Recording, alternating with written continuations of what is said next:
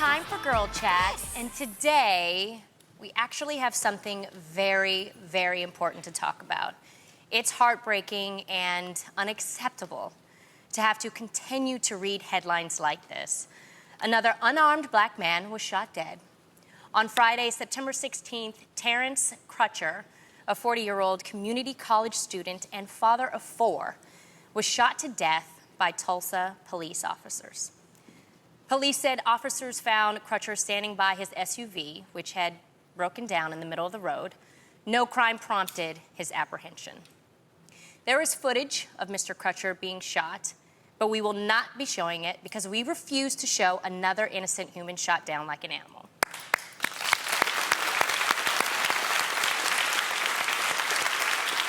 Now, in the footage, a male voice is heard saying, quote, "That looks like a bad dude too. He might be on something." In a press conference, Tulsa Police Chief Chuck Jordan said that Officer Tyler Turnbow tasered Crutcher, and a second officer, Betty Shelby, fired at Crutcher after telling a dispatcher he was not cooperating. Wow. Police Chief Jordan went on to say, "I will make this promise to you. We will achieve justice." Wow. Now, Officer Shelby has been put on administrative leave pending an investigation. We have to mention that obviously not all police officers are capable of this kind of violence. Of course. And we just feel like we have to talk about this because this can't keep happening over and over and over again. What does it take? How many more lives do we need to lose? Here is Terence Crutcher's sister, Tiffany, talking about the loss of her twin brother at a press conference. You all want to know who that big bad dude was? That big bad dude was my twin brother.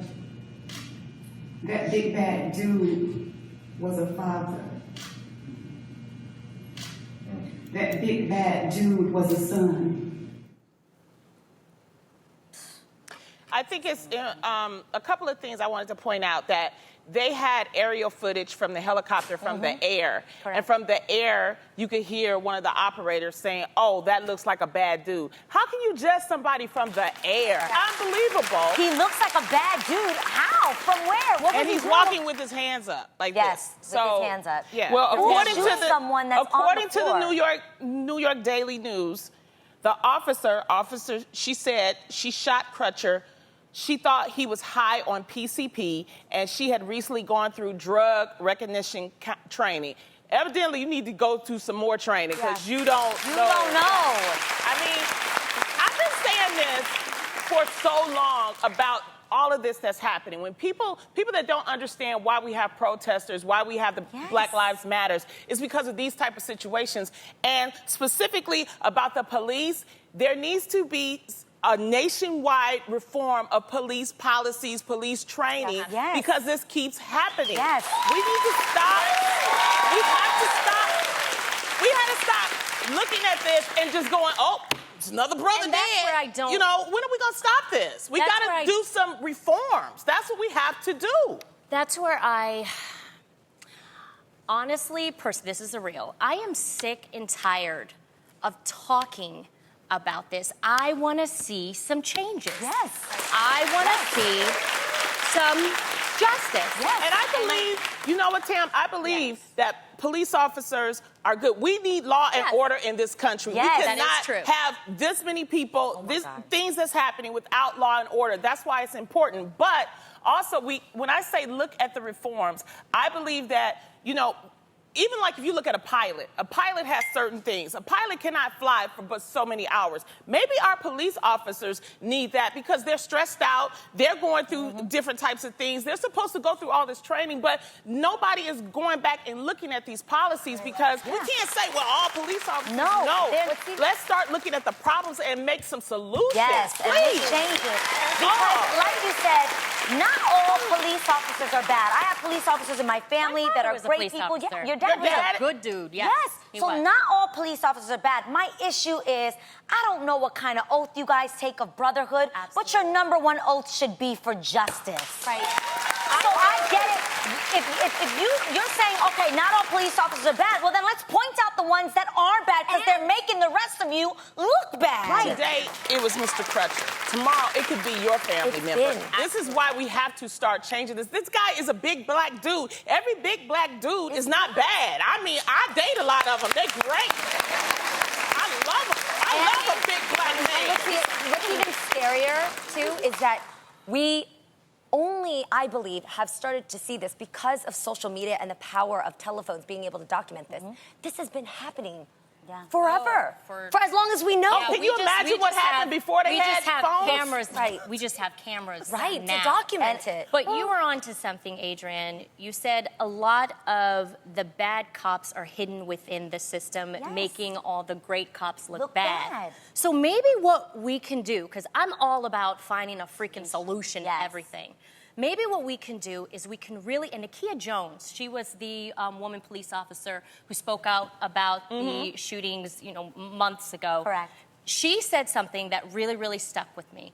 She said, we really need to watch out who we're hiring as police officers. Yes. That whole system, if you're going to serve our community, you need to really like the community that you're actually serving. There you go. You need to not have these preconceived, negative, racist, notions about the community that you are serving. So maybe there's a way that they can weed out those type of people before they become police officers in the first place. So I really think we need to take that seriously. We absolutely do. And you guys, this is now affecting our daily lives. I mean, obviously, no one wants to hear this on the news. And on top of that, when a police approaches your car, I was just in Florida with Israel, and we got pulled over because it was in Florida, we didn't know that some of the signs were different, and we got pulled over by the police. And my first reaction was to start filming. I don't want to feel like that. I don't want to feel like, as a minority, I'm being pulled over by a police officer, and I'm literally getting so worked up. I was trying to, and I filmed the entire thing just for the chance that, God forbid, something were to happen. And we also don't want our children to grow up in fear about that. And we also don't want them to be desensitized to all this craziness that is going on right now. We don't want this to become a habit. We don't want this to become a norm. So we have to do something about it. To make a difference. Yeah. I think it's deeper than we're looking at just one occupation. Yep. It's us as a people. We have a problem in this country with stereotypes and with cultures, and we need to work on it as a country, as a people. We're just we're just tagging like the police, but there are other occupations that I'm pretty sure people are having stereotypes and issues with different people of different classes, different cultures, and we need to keep working on it. And this is the reason why we try to have a show like this that shows different cultures. So maybe you can get to understand that the big black girl sitting at the table is not what you think she is, okay? So that's the reason why we try to push different types of things, especially on this show. So, I mean, it's going to keep happening. We're going to keep talking about it because, you know what? We need to see some solutions. Absolutely. That's what we need. We need change.